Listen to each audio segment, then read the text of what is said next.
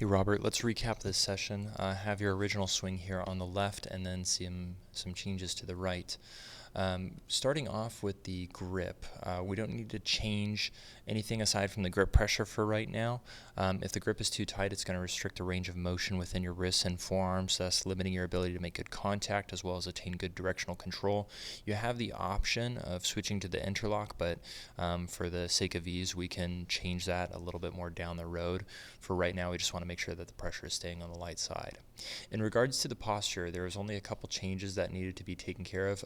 One, we redistributed the weight to the balls of the feet.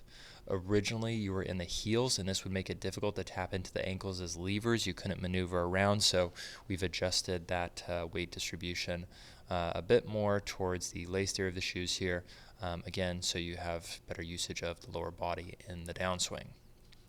And then we adjusted the amount of bend from the hips. We're standing a little bit taller here. It's the same club, but you can see we're not bending over as much, and the club is oriented a little bit higher in relationship to the body. Originally, it was set pretty low, and so we just wanted to put it in an easier position in which to swing from, and we don't need to go down this low, but this was a much better arrangement of the body. You'll certainly feel more activation out of the back here since we're bending from the hips alone, but again, ultimately setting us for better ranges of motion, better output of force, so on and so forth. Now, to attain this correct posture on a repetitive basis, you'll want to walk through that procedure that we covered. You'll start out by standing straight up. You will have that club set at waist level. Again, make sure it's running perpendicular and the arms are fully extended. And then it's from the hips alone that you'll bend over. And this will help keep the spine in a correct position. And as you bend from the hips, once the club gets to the ground, then you can distribute the weight accordingly. So continue to walk through that process regardless of club.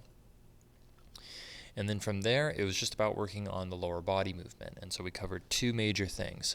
First off, it had to do with the trail, knee, and foot. Because in the original swing, we would see a good amount of weight go into your right heel, your trail heel, and that ankle would pronate. So it would put you in a position in which you couldn't adequately shift from. Here, we're keeping a good amount of weight towards the ball of the foot. If we take a look at the face-on view very briefly, you can see within this backswing the toes are popping up a little bit more, that foot's rolling over a little bit, and that would limit your ability to use the legs on the way down. So turning back to this face-on view, with that pressure in the ball of the foot, now what we're focusing on is a lateral shift over to your lead leg. We're going to slide the weight all the way over. We're going to be thorough about it. And so notice the change in the movement and how thorough this is. So there's your finish on the left. Watch your finish on the right. Notice how much further that right foot, that right leg goes. You can see the entire sole of the shoes is visible. The tips of the toes are down, whereas before there's still a significant amount of weight or pressure in that trail foot with the toes flush with the ground.